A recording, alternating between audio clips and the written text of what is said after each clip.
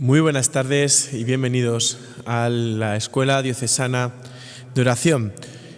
Estamos en la segunda catequesis de esta temporada, en la que estamos viendo, como forma parte también del plan pastoral, a los diferentes santos, sacerdotes, para aprender a orar con los grandes maestros de oración, que han sido testigos de la gran misericordia que Dios tiene con el hombre. Y hoy nos vamos a centrar en la vida de San Juan de Ávila, que nació en Almodóvar del Campo, Ciudad Real, en España, en el día 6 de enero de 1499. El año 1513 fue a estudiar leyes a Salamanca, regresó a casa después de 4 años y, aconsejado por un franciscano, estudió filosofía y teología. Al poco tiempo murieron sus padres, fue ordenado sacerdote el año 1526. A su primera misa asistieron 12 pobres que comieron a su mesa.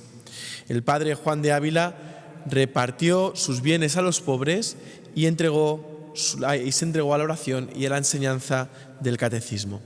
En 1535, llamado por el obispo, marchó a Córdoba, donde conoció a Fray Luis de Granada. Allí organizó predicaciones por los pueblos, obteniendo muchas conversiones de personas importantes.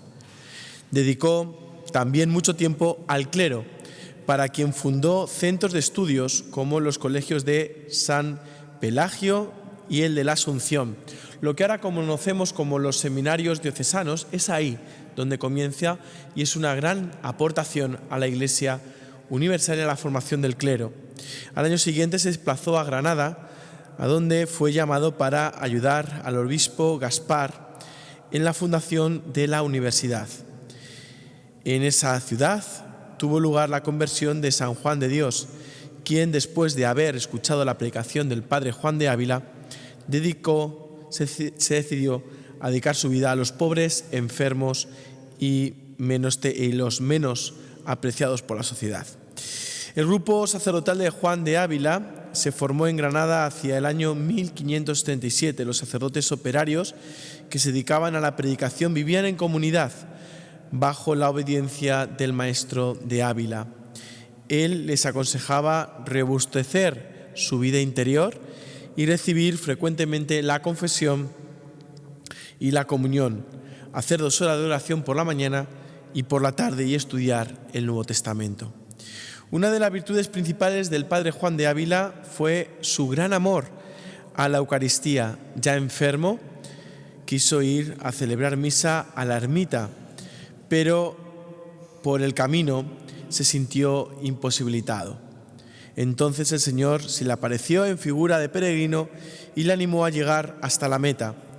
En una de las últimas ocasiones que celebró la misa, le habló el crucifijo a San Juan de Ávila, diciéndole: perdonados te son tus pecados. Murió el 10 de mayo de 1569. Santa Teresa, con la que empezamos siempre en torno a esta fiesta, esta catequesis de la Escuela Diocesana de Oración, al enterarse de la muerte de Juan de Ávila se puso a llorar. Cuando le preguntaron por qué lloraba, respondió: lloro porque la Iglesia pierde a uno de los grandes pilares, a una gran columna. Fue beatificado el 4 de abril de 1894 por el Papa León XIII y Pío XII lo declaró patrono del clero secular español el 2 de julio de 1946. Y el Papa Pablo VI lo canonizó el 31 de mayo de 1970. Y por último, el 7 de octubre del 2012 fue nombrado y agregado a la lista de doctores de la Iglesia por el Papa Benedicto XVI.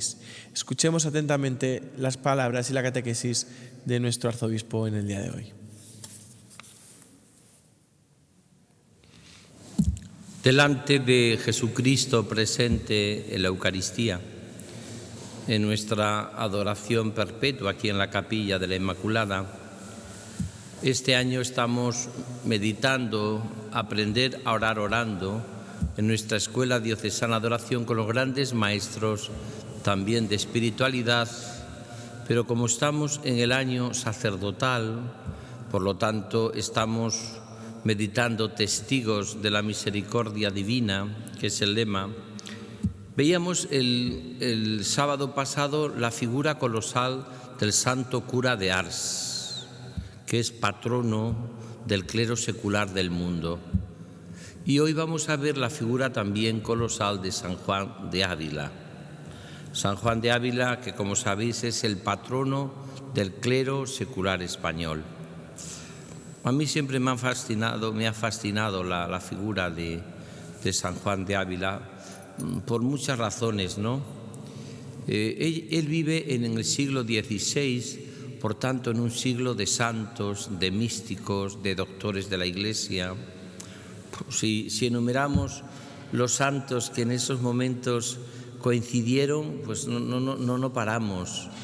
Santa Teresa de Jesús, San Juan de la Cruz, Juan de Ávila, Pedro de Alcántara y un sinfín de santos.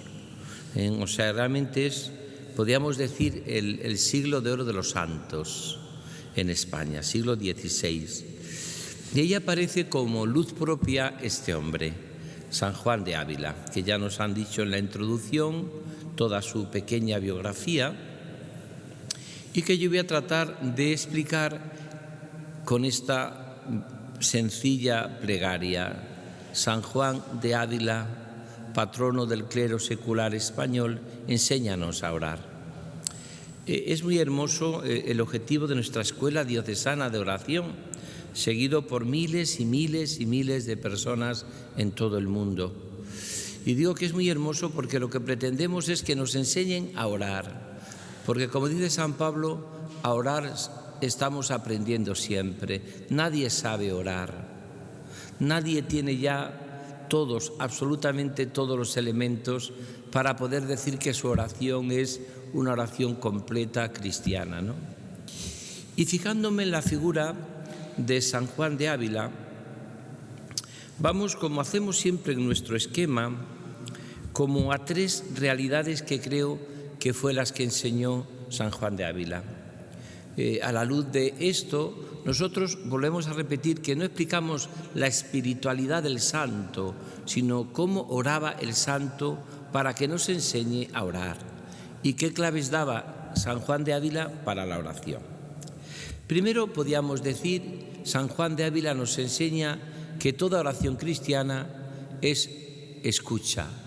Si queréis, el título de un libro suyo, Audi Filia, lo escribe en la cárcel. Es un salmo: escucha, hija, olvida tu pueblo y la casa paterna, prendido está el rey de tu belleza. Es un salmo que se suele cantar y rezar cuando se hace los votos en una religiosa, en una persona que consagra su vida a Dios. Olvida tu casa paterna, prendado está el rey de tu belleza. Audi Filia lo escribe San Juan de Ávila en la cárcel. Por tanto, es una oración de dolor, de sufrimiento. Esta sería la primera característica. Él es amigo, muy amigo de santos, entre ellos también San Ignacio de Loyola, que a toda costa San Ignacio quería atraerle para la compañía, pero nunca fue jesuita. Se quedó en cura diocesano, en lo que diríamos nosotros con gracia los sacerdotes de la Orden de San Pedro, que somos todos los sacerdotes que no pertenecemos a ninguna orden religiosa o que no pertenecemos más que al clero diocesano, ¿no? Por tanto, él vive esa experiencia de escuchar a Dios. Mirad, dicen que uno va muy bien en la oración cuando ya deja de hablar y rezar y oraciones y comienza a escuchar. Precisamente Audi Filia, escucha, olvida tu casa paterna, prendado está el rey de tu belleza. Podríamos decir que la primera palabra es el famoso Shema Israel, escucha Israel. Escucha Israel. Y que es el mandamiento principal de todo judío, de todo israelita, ¿no? Ahora también que estamos viviendo este drama tremendo de la guerra, ¿no? Del dolor, de las muertes, del sufrimiento, ¿no? Pedimos para que seamos escuchados en esa petición de la paz. Nosotros estamos del bando de la paz, decía el Papa Francisco. Nosotros estamos del bando de la paz, totalmente de la paz. Por eso él lo que pretende es una oración que escucha. Y dicen que uno va muy bien en la oración cuando deja de hablar y comienza a escuchar. No es tanto lo que yo tengo que decirle a Dios, sino lo que Dios me tiene que decir a mí. San Juan de Ávila vive en un siglo muy complicado, de cambios como el nuestro, de mucho iluminismo, de mucho personas que se creían que tenían pues todas las luces del Espíritu Santo. Él vive ese tiempo y en ese tiempo él, como gran teólogo, tiene que hacer ese discernimiento. Es un hombre profundamente evangélico que se pone de parte de la Iglesia, a la cual también a veces la Iglesia pues también en un momento le meten en la cárcel porque había ciertos aspectos de su doctrina que tenía que aclarar.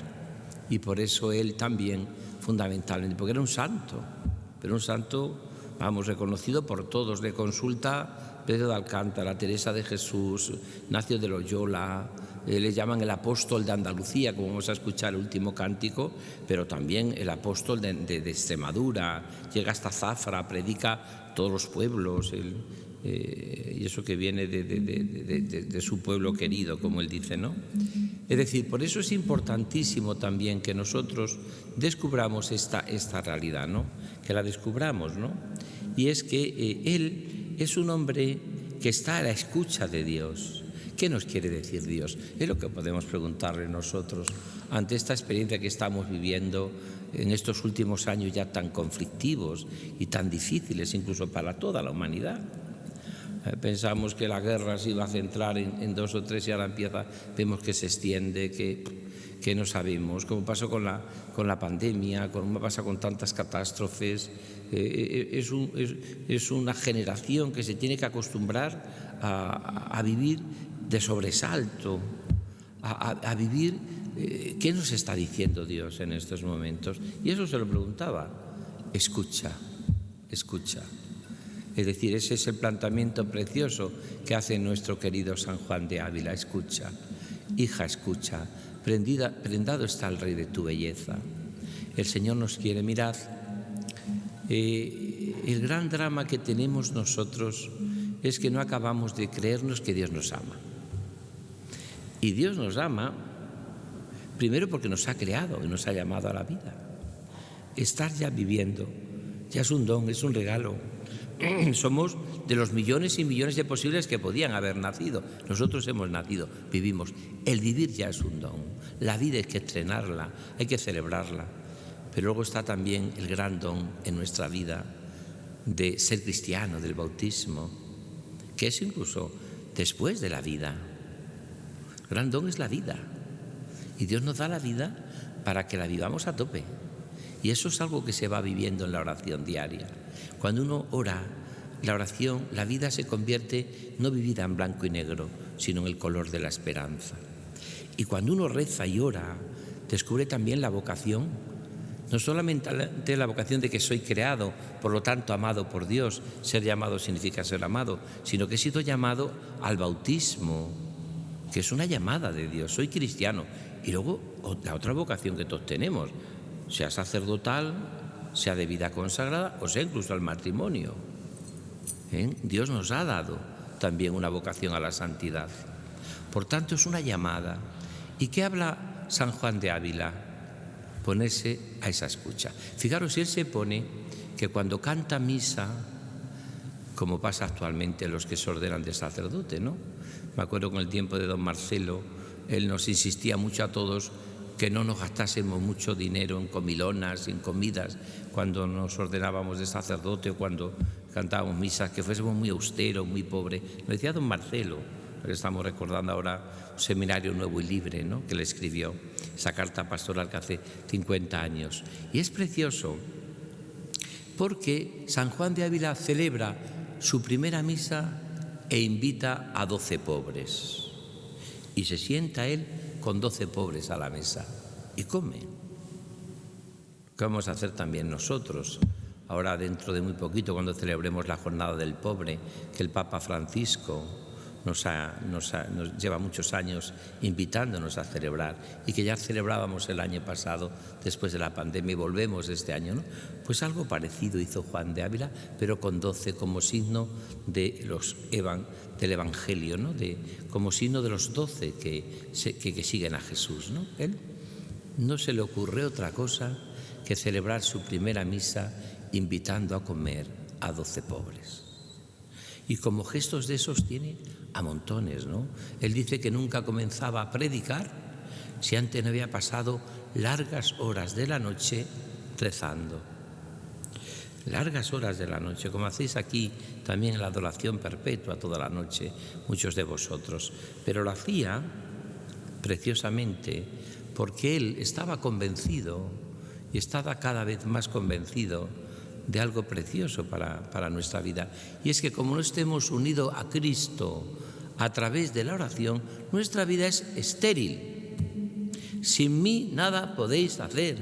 Y quizás esta sea una de las causas por las cuales tendríamos que plantearnos por qué no da fruto muchas veces nuestra vida sacerdotal o nuestra vida en las parroquias o nuestras comunidades o nuestros grupos, o porque a veces tenemos pocas vocaciones, decimos, o porque hay poca santidad en los matrimonios, o porque a veces no somos capaces de transmitir la fe a nuestros hijos.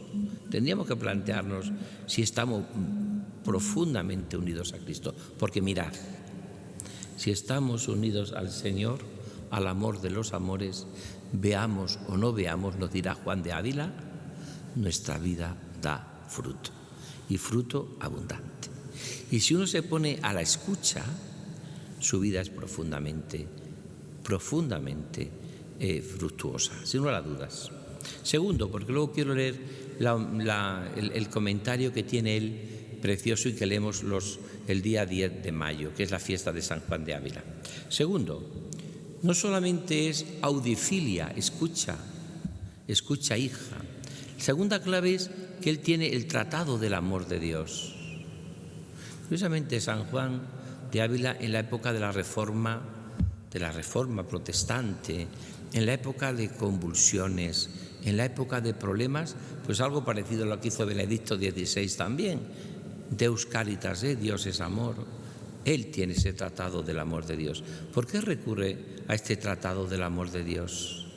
Porque San Juan de Ávila descubre que solo el amor de Dios salva, solo el amor de Dios sana, solo el amor de Dios cura, y eso lo hace sobre todo a través de los sacramentos y de la oración, de la Eucaristía celebrada, comulgada y adorada, y de la oración y del sacramento precisamente del perdón de los pecados, de la reconciliación. Este año nosotros en nuestro proyecto de pastoral, plan de pastoral, hemos hablado de testigos de la misericordia divina, está dedicado al año sacerdotal, pero con dos subrayados, la Eucaristía, por eso al final concluiremos y ya estamos preparándolo, un congreso eucarístico diocesano que culminará en Torrijos, si Dios quiere, con una gran procesión, una gran Eucaristía, seguramente que en el centro del pueblo, y tendremos también turnos de adoración, porque allí también en Torrijos hay adoración perpetua, como en Toledo, como en Talavera, como en Consuegra,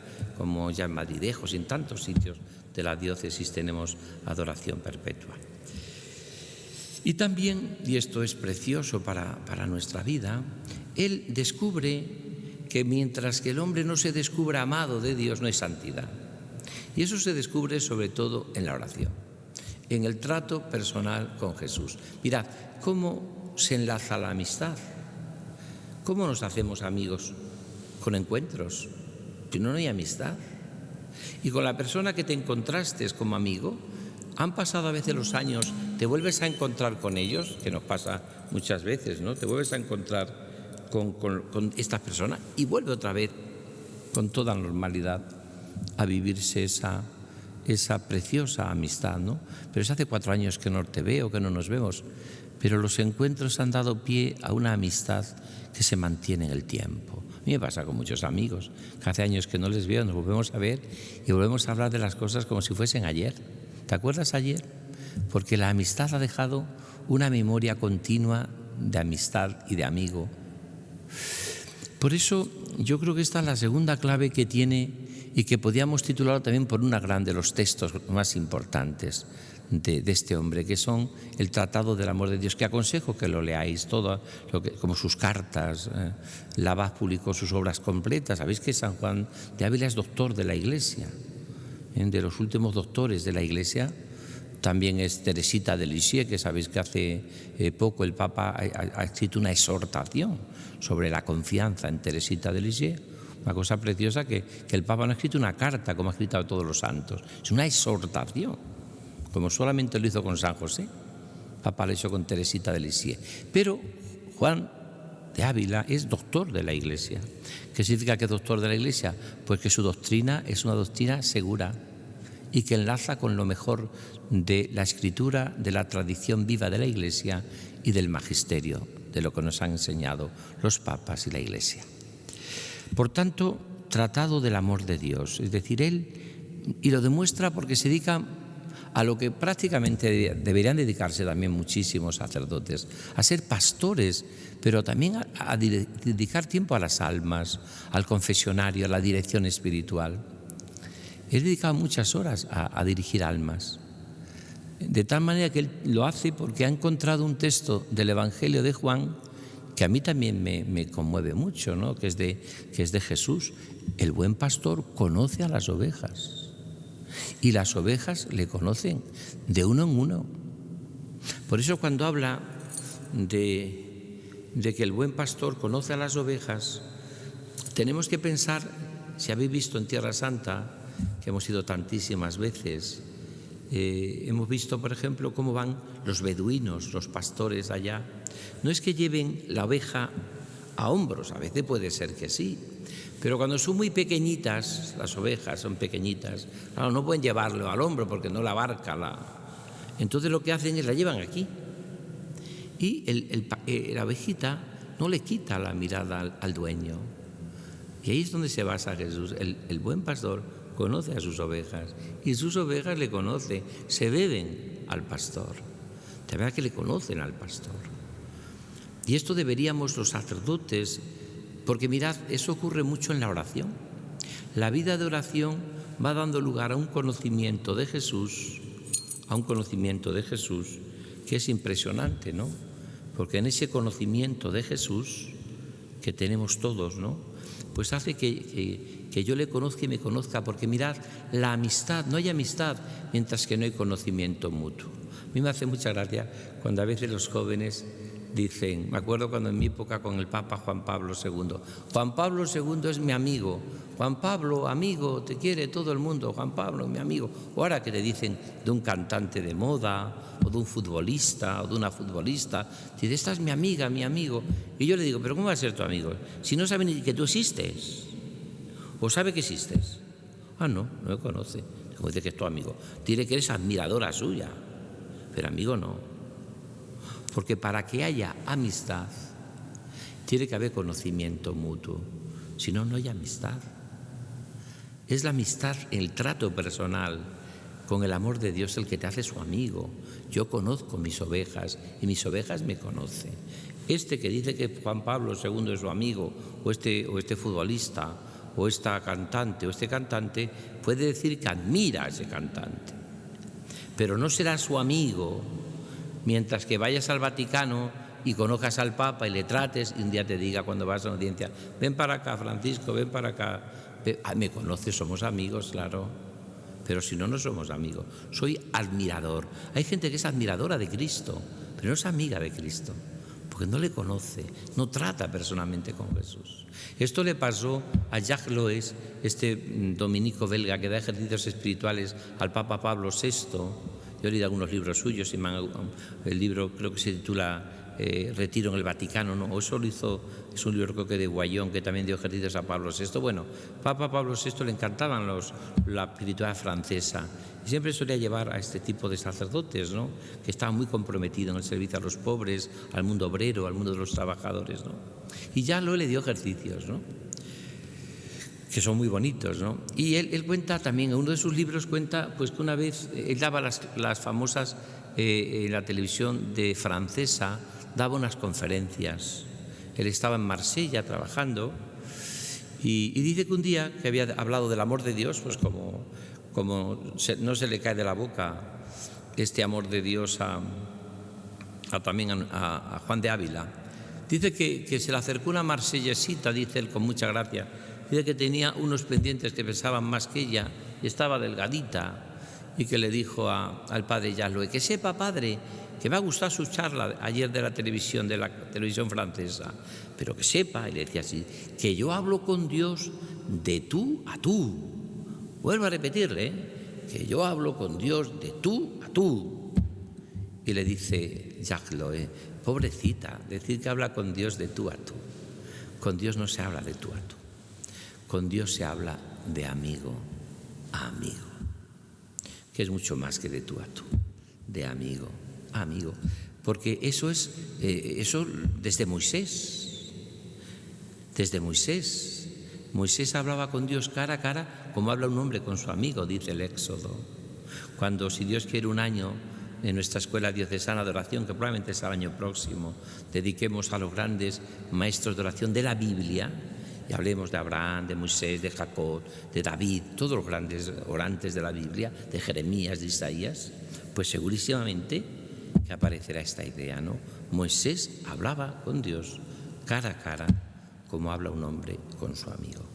Por eso es importante descubrir que esta es la clave de la cual habla San Juan de Ávila, que trata mucho con Teresa de Jesús y con Pedro de Alcántara y con todos, Francisco de Borja. Todos estos son contemporáneos en España, y todo es una plaga de santos impresionantes, muchos de ellos sacerdotes: Ignacio de Loyola, Juan de Ávila, Francisco de Borja, Pedro de Alcántara, que también es franciscano. Son sacerdotes, son personas que viven una profunda pasión por el Señor. Y la tercera, pero esta prefiero leerlo, porque cuando preparaba la catequesis, me encontré con que la Iglesia siempre recoge en la liturgia lo mejor de un santo. Por eso os aconsejo a todos, cuando podáis, que no solamente recéis todos los días lo que podríamos llamar los laudes y las vísperas, que lo rezan, gracias a Dios, en Toledo muchísima gente, porque gracias a Dios muchos sacerdotes han enseñado a muchos cristianos y muchos laicos a rezar la liturgia de las horas. Pero también os aconsejo, cuando podáis, que leáis el oficio de lectura, que es la lectio divina de la Iglesia sobre ese santo. Y cuando quieres un santo, sabiendo cuándo se celebra, lo celebra la Iglesia, San Juan de Ávila lo celebra el 10 de mayo, me encuentro con esta maravilla de carta, que no se puede decir cosas más bonitas. Y con esto prácticamente enlazo ya en la recta final de la catequesis, aprender a orar orando con Juan de Ávila, un maestro de oración que es sacerdote, además patrono del clero secular y doctor de la Iglesia. Dice así: no sé otra cosa más eficaz con que a vuestras mercedes persuada lo que le conviene hacer, que con traerles a la memoria la alteza del beneficio que Dios nos ha hecho en llamarnos para la alteza del oficio sacerdotal. Fijaros que lo primero está dirigiendo a sacerdotes, pero podemos aplicarlo a cada cristiano. No hay oración mientras que no se dé en nosotros el agradecimiento. Cuando uno agradece a Dios todo lo recibido, y cuando uno es capaz de cantar las misericordias, cuando pues es que uno no está en crisis nunca, poder celebrar la Eucaristía, poder perdonar los pecados, poder ser pastor. Pero vosotros mismos, los padres de familia, los consagrados, ¿no? ¿Cuántas gracias tenemos que dar a Dios? Dice que la oración, estamos aprendiendo a hablar orando con este gran santo Juan de Ávila, se aprende a orar cuando uno agradece a Dios el don que ha recibido. Y si elegir sacerdotes entonces, se está refiriendo ahora al Antiguo Testamento, es un tratadillo que tiene San Juan de Ávila, y si elegir sacerdotes entonces era gran beneficio, ¿Qué será en el Nuevo Testamento? En el cual los sacerdotes de él somos como sol en comparación de noche y como la verdad en comparación con la figura. Fijaros, que si son grandes, los sacerdotes del Antiguo Testamento se pasaban horas dando gracias por el beneficio de esa elección. ¿Qué será en el Nuevo Testamento donde verdaderamente somos y el Señor nos pide identificarnos? Dice así: miremos, padres, de pies a cabeza, ánima y cuerpo, y vemos que hemos hecho semejables a la Sacratísima Virgen María. Compara a los sacerdotes San Juan de Ávila con la Virgen María. En el fondo, ellos también dan a luz a Cristo, como lo da la Virgen María. Fijaros, lo dice San Juan de Ávila, que es doctor de la Iglesia, que con sus palabras trajo a Dios a su vientre. Claro, con sus palabras la Virgen trajo a Jesús al mundo. Con sus palabras el sacerdote trae a Jesús en un poco de pan y un poco de vino. Semejantes al portal de Belén y el pesebre, donde fue reclinado. Claro, el portal de Belén. María colocó a su hijo en un pesebre, en un comedero de animales. Belén significa casa del pan, donde se cuece la Eucaristía. María coloca a Jesús en el pesebre. Pues Juan de Ávila, ya trae a la memoria esta maravilla de las maravillas, ¿no? Donde dice que fue como María también en Belén, ahí colocó también. Y también fue reclinado y la cruz donde murió también. Claro, lo que celebramos en la Eucaristía es el misterio central de nuestra fe, Cristo muerto y resucitado. Y el sepulcro donde fue sepultado. Y todas estas cosas son santas por haberlas Cristo tocado. Ha estado en ese lugar. Dice, y de lejanas tierras van a las ver y derraman en devoción muchas lágrimas. Se refiere a los peregrinos que van a Tierra Santa, que van al Calvario, que van a la cueva de Belén, que van a Nazaret, y mudan sus vidas movidas por la gran santidad de aquellos lugares. Y ahora fíjate cómo aterriza en la oración nuestra de todos los cristianos, especialmente de los sacerdotes, ¿no? Estamos en este año sacerdotal, dice, ¿por qué los sacerdotes no son santos?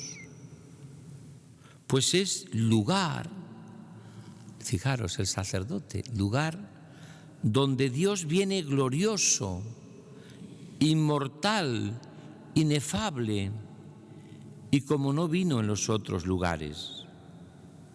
Y el sacerdote le trae con palabras de la consagración y no lo trajeron los otros lugares. Fijaros, está siendo muy atrevida en el planteamiento que hace Juan de Ávila, ¿no? Por eso va a llegar a decir al final, os lo adelanto, que el sacerdote es criador de Dios. Criador de Dios. Tiene oficio más alto que los ángeles, dice. Más alto que los ángeles. Bueno, eso también lo decía San Francisco de Asís. Decía San Francisco de Asís que si un día va a entrar en un pueblo y se le aparece un ministro de la iglesia, un sacerdote y un ángel, saluda primero al sacerdote antes que al ángel. Porque el sacerdote me perdona mis pecados, cosa que no puede hacer el ángel, que no puede perdonar mis pecados. Y no lo trajeron los otros lugares, sacando a la Virgen, y dice, relicarios somos de Dios. Dice a los sacerdotes para que su oración sea acoger ese. Somos relicarios de Dios, casa de Dios, y a modo de decir, criadores de Dios. Criadores de Dios, a los cuales nombres conviene gran santidad.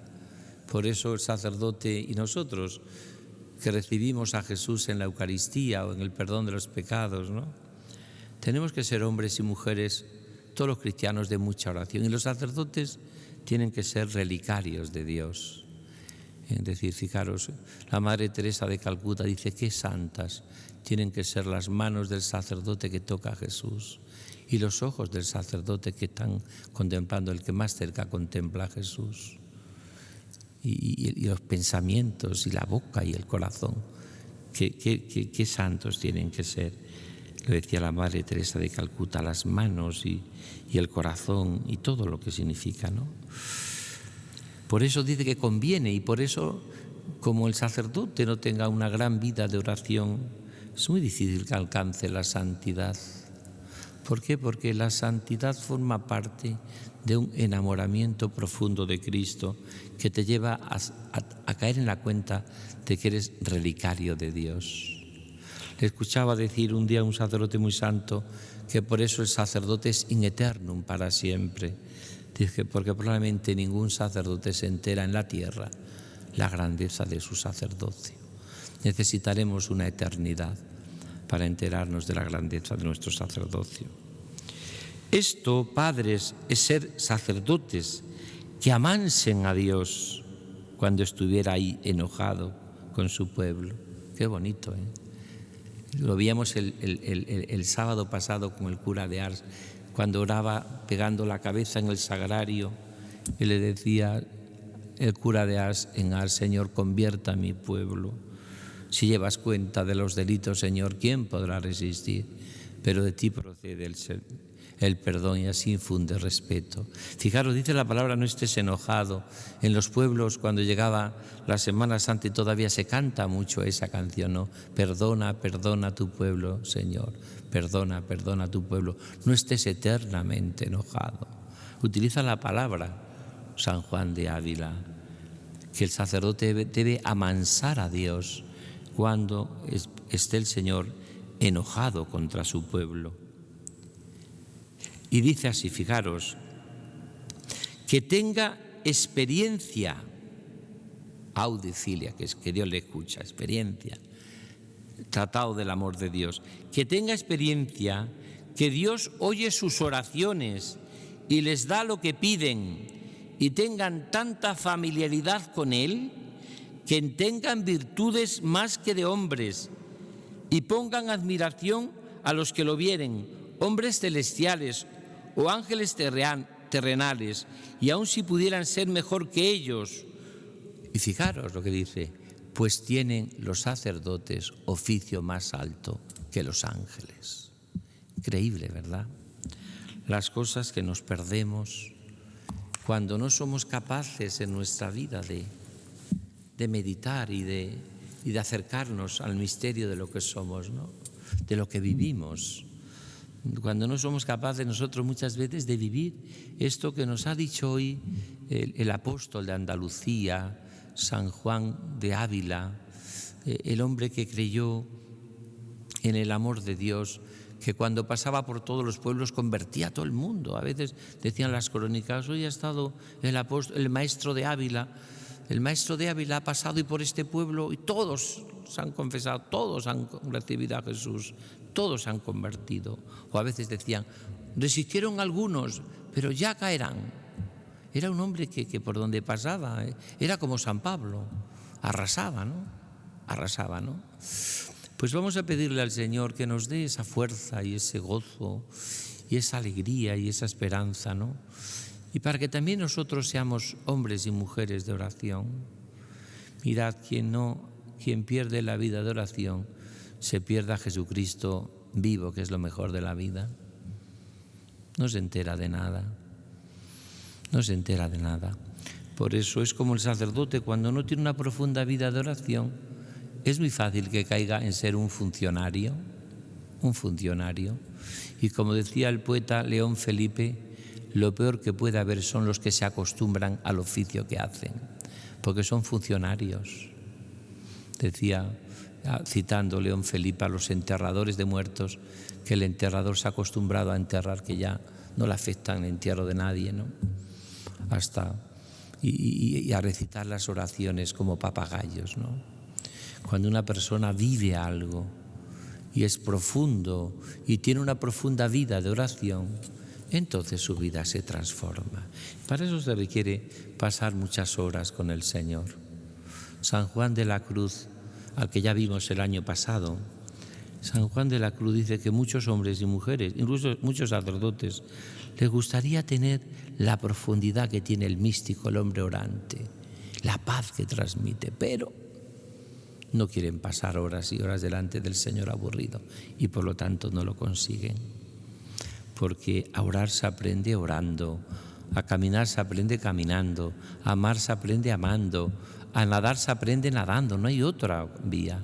Y cuando una persona se lanza en el camino de la profunda oración y está con el Señor, pero todos los días, decía el Padre Nieto que un día sin la Eucaristía y un día sin la oración es un día perdido en tu vida. Un día sin haber dedicado tiempo a Dios es un día perdido en tu vida. Necesitamos hacer esa experiencia profunda de estar con el Señor, como nos dice Juan de Ávila. Necesitamos que cada uno por la oración viva lo que es. Fijaros lo que nos perdemos a veces los sacerdotes cuando no tenemos esa profunda vida de oración. Pero se la pierden también los fieles, porque cuando no tenemos oración, incluso la misma Eucaristía, cuánta beatería, y en mucha gente, cuánta beatería hay. Hay mucha gente que va a misa todos los días o que va y tiene una beatería, pero no se entera de lo que recibe, ¿no? Dicen algunos autores que es como cuando quiere entrar el agua en un cristal, no puede entrar, resbala. Mientras que el hombre que se acerca a orar y es un hombre de oración, la Eucaristía, la oración le ha hecho esponjarse. Y entonces el agua entra como una esponja que lo absorbe todo.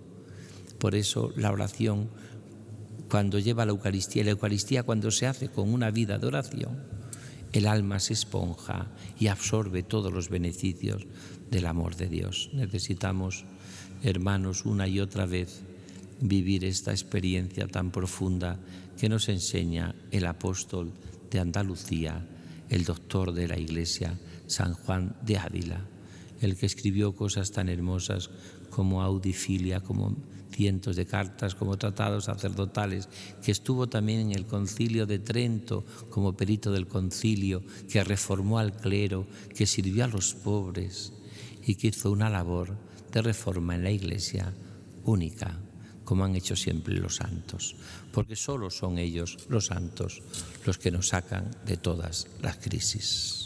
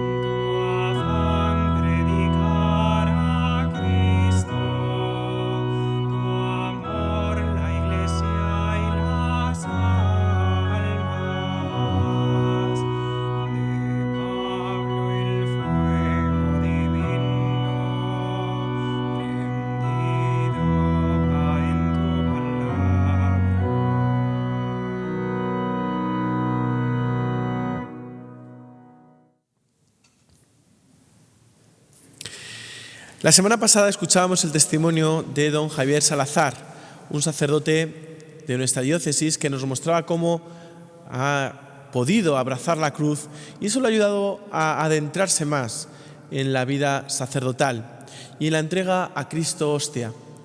Hoy, y así lo iremos haciendo a lo largo de todo este curso, siempre que escuchemos el testimonio de un sacerdote, pronto escucharemos también el testimonio de un familiar del sacerdote, puesto que la vocación sacerdotal no solo es para el sacerdote, sino que también es para toda la familia. Por eso hoy vamos a escuchar desde su casa a Elena Salazar Sanchís, hermana del sacerdote don Javier Salazar, la tercera de los 8 hijos que tuvieron Carme y José. Don Javier Salazar fue el primero de todos. Está casada con José Luis y ambos tienen una hija, Lucía, la cual les ha dado una nieta. Es funcionaria en Madrid. Escuchemos atentamente el testimonio que nos va a dar hoy la hermana de don Javier Salazar, doña Elena Salazar. Hola, soy Elena Salazar, y vengo de una familia cristiana con muchísimos hermanos, somos una familia numerosa, y el mayor de todos ellos, Javier, es sacerdote. Javier tuvo una infancia, la verdad es que como sacerdote le he conocido sobre todo en este último año. Yo conocí a mi hermano, que venía a casa a ver a mis padres, a disfrutar de los sobrinos, a pasar unas navidades, a bautizos, comuniones. Pues un hermano que venía, que nunca ha dado ningún problema, que siempre ha estado ahí, aunque parecía que no lo estaba, pero Javier es una persona que siempre ha estado ahí. Y digo esto porque creo que el sacerdocio, los sacerdotes, a veces parece que no están, pero están. Y es un poco el ejemplo. Pero resulta que yo a Javier lo conocía como hermano. Y hace poco más de un año, el día 25 de abril del 22, Javier tuvo un accidente cardiovascular cerebral y bueno, pues ahí empezó el periplo y el conocimiento, por lo menos por mi parte, de lo que es el sacerdocio, la iglesia y los hermanos sacerdotes de Javier. Yo soy su hermana biológica, pero Javier tiene otros hermanos, que son los sacerdotes.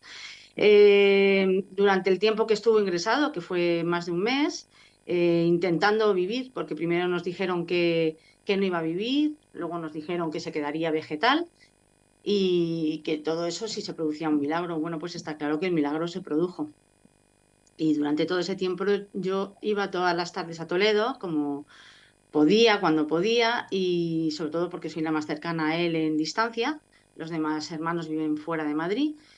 Y tuve la oportunidad de conocer toda la gente que estuvo a su lado, que está, me imagino, y que estuvo a mi lado, que le quería y que me llegaban historias por todas partes que yo, la verdad es que estaba impresionada. Pues desde una persona me llegó a decir, gracias a él, y él no lo sabe, en una confesión durante el COVID, no me suicidé. A mí aquello me impresionó muchísimo porque no tenía nada que ver con el hermano que yo conocía, un hermano bueno, un chico muy tímido, que parece que se come el mundo, pero a la vez es muy tímido, un chico bucólico, y resulta que todo el mundo me hablaba de ese Javier Salazar, que iba, que venía, que trabajaba.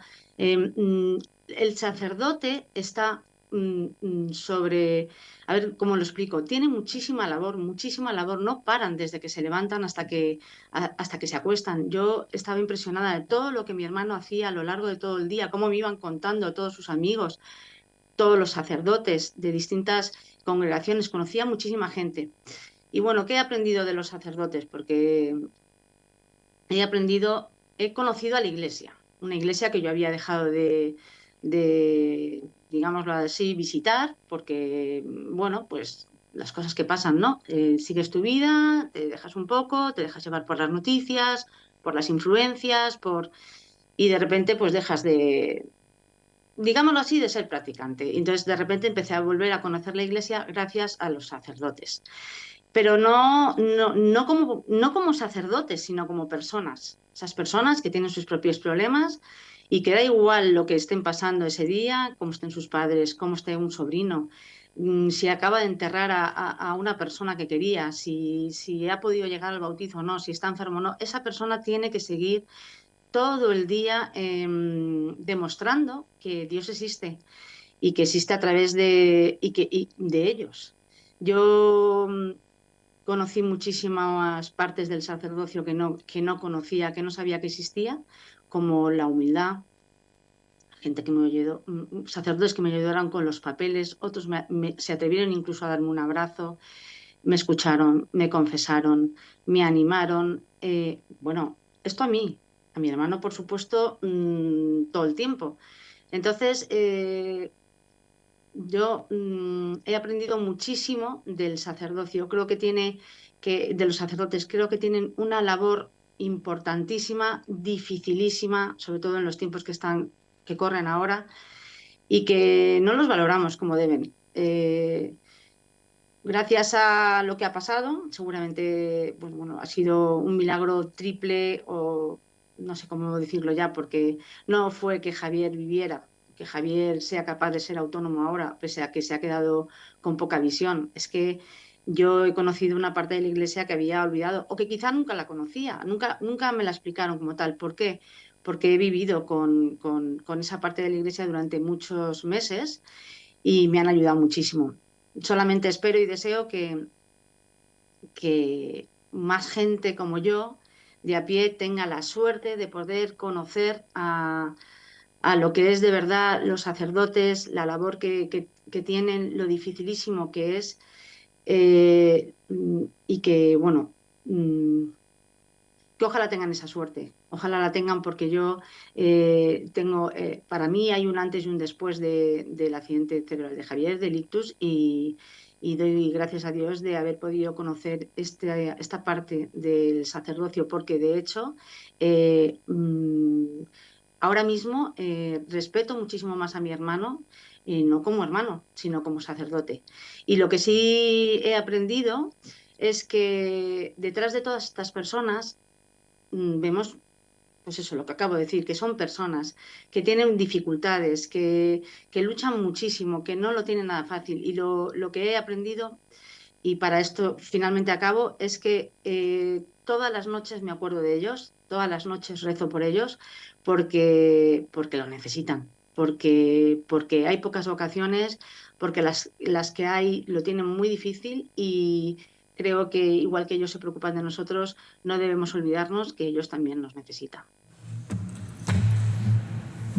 El testimonio de distintos hermanos y hermanas nuestras, no solo los sacerdotes, como veíamos el sábado pasado, sino también familiares de distintos sacerdotes que viven unidos a ellos, o que están y que rezan y que piden y que viven también los dramas y esperanzas, también estarán presentes en nuestras catequesis, en nuestra escuela diocesana de oración, para que a través de la experiencia de cómo viven los sacerdotes su oración, cómo viven sus familiares la oración, cómo viven personas vinculadas a los sacerdotes, a las parroquias, unidos a ellos también su vida de oración, nos enseñan a todos un día y otro día, sábado tras sábado, nos van enseñando en nuestra escuela diocesana de oración a aprender a orar orando.